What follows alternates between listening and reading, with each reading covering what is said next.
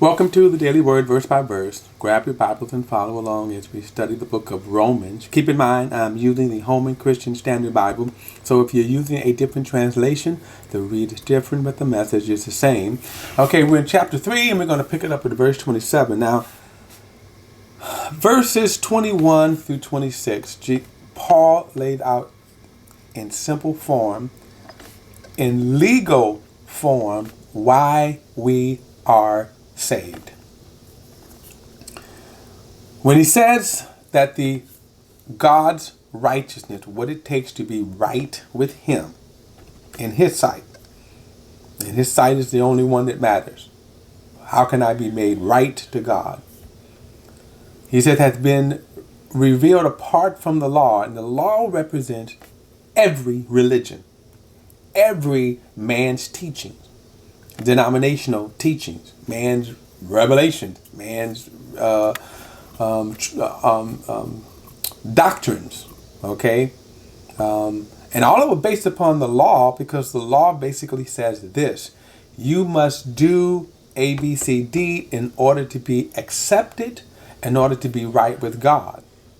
Except there's one problem: no one can be made right with God by keeping the law or keeping man's rules and regulations and deeds. You cannot be made right with living holy as you think you are, because there is no one who is good, no, not one.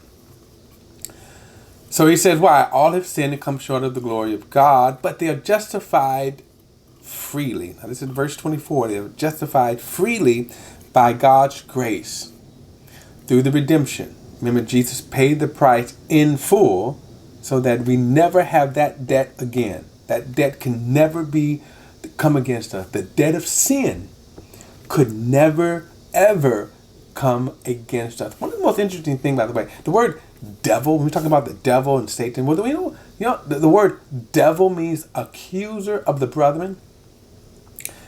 And so Satan accuses you before God all the time. But Jesus paid the price in full. There's nothing there. There's no debt there. One of the wonderfulest feelings, and some of you may think that you call up your debt collector and you say, I want to pay a bill. And they type in their computer and they go, there's no debt here. There's absolutely no debt here. You'd be like, okay, send me that in writing. But Jesus paid our sin debt in full. It is done. And he paid it, and that's the most important thing. I could not pay it. My good deeds cannot pay it. So Jesus' sacrifice in his shedding his blood on the cross paid our sin debt before God. And then God presents Jesus. In other words, God presents Jesus and he says, I'm satisfied with what Jesus did. Now, we should be smart enough to go, okay, God, I have faith in that. Because notice he says back in verse 22, that is the righteousness through faith in Jesus Christ to all who believe. See, to all who believe. Now, you're going to see that he's going to really overstate this. He cannot overstate this enough, that salvation is by faith in Jesus Christ. No works, no good deeds, no keeping commandments. But what do I have faith in? That Jesus paid by his blood my sin debt, thus freeing me forever of that sin debt before God. And thus now God is satisfied with Jesus' work on the cross. That's what I believe. I believe that.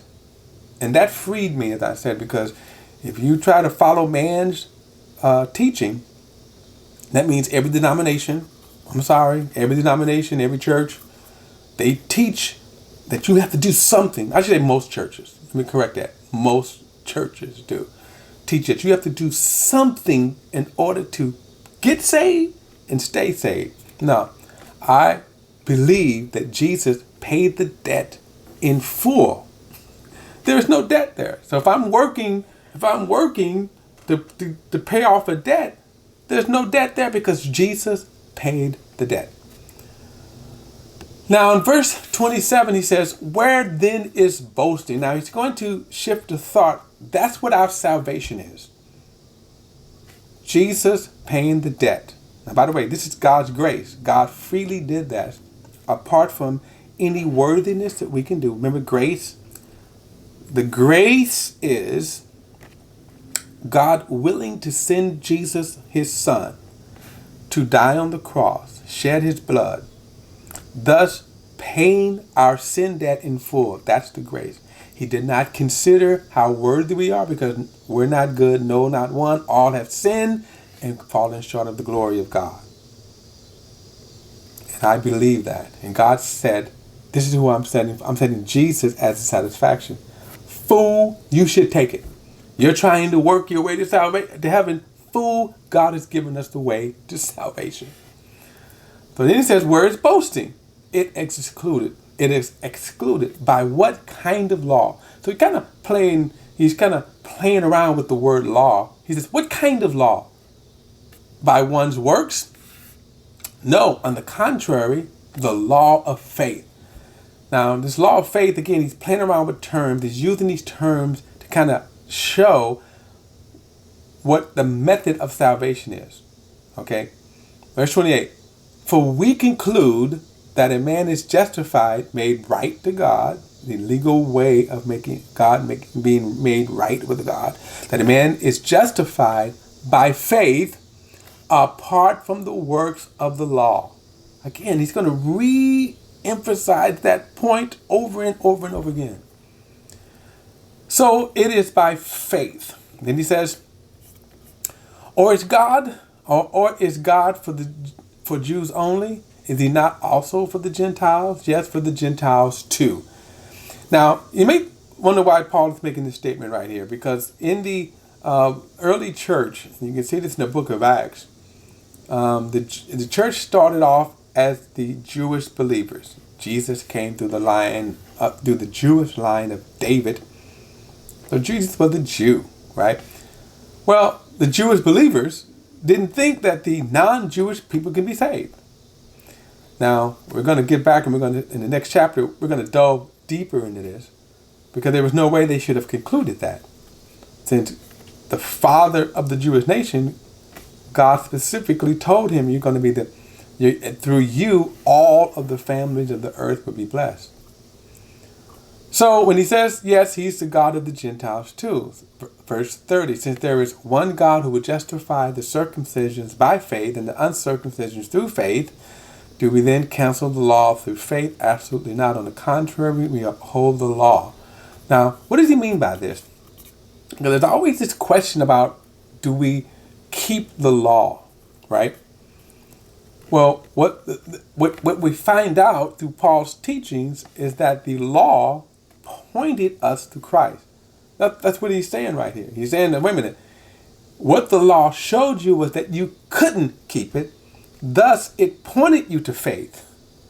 Okay? Now, he's going to get more into that later on. He's going to get deeper into that detail right here. But what is important to understand is how we are saved. Salvation by faith. Notice he said this again in verse 27. Verse 28. For we conclude that a man is justified by faith apart from the works of the law. The most freeing thought, the most freeing truth that you can have is to know and rest assured that your salvation is not based upon you. And if it was, you would fail. That is the most interesting thing. If it was, you would fail. Salvation is by faith. Now, what is this faith? It is my trust. I'm fully persuaded that Jesus is God's satisfaction.